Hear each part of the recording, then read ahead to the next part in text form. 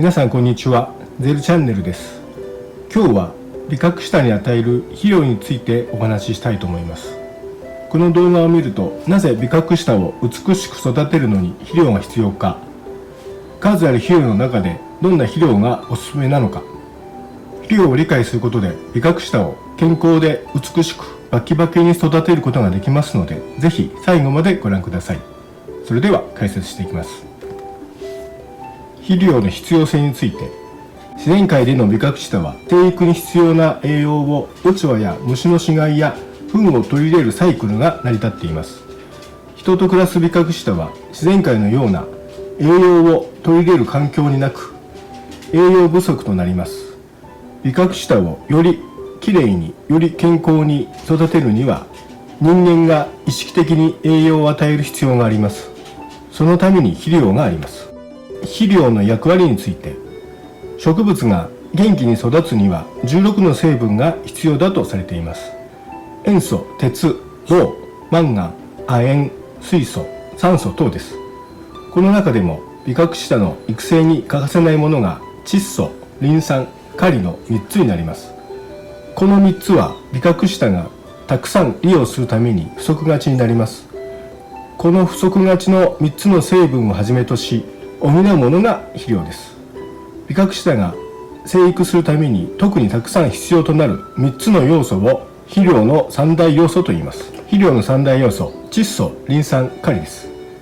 肥料の成分の働きでは、この3大要素はビカクシタにどのような働きをしてくれるのか、それぞれの主なポイントや注意点をご紹介します。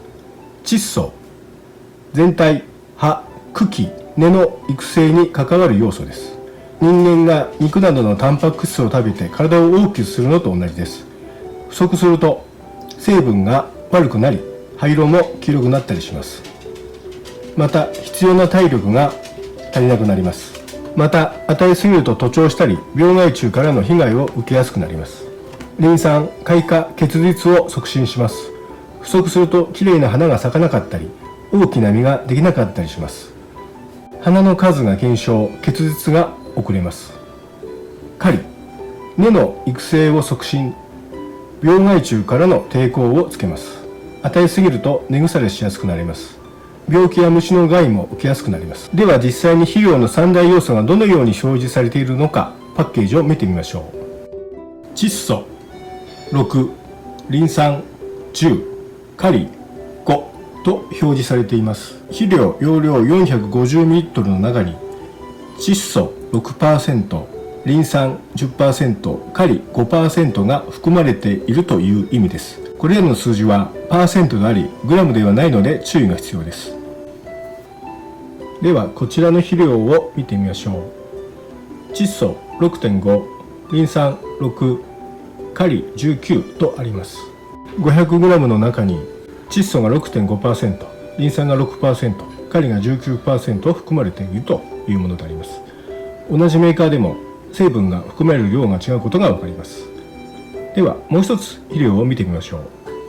こちらの肥料は窒素6、リン酸40、カリ6とあります。肥料容量 600g の中に窒素が 6%、リン酸が 40%、カリが 6% という意味です。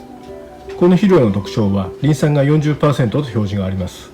パッケージに果樹、果樹、バラと表示があります。ではビカクシタにはどんな肥料が良いのでしょうか。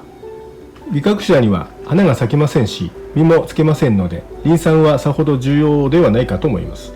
ビカクシタにとって根の育成は最も重要です。これから冬にかけて光が不足し、また室内管理の場合も光が不足気味です。こんな時でもカリ成分の多い肥料を使うと効果的です。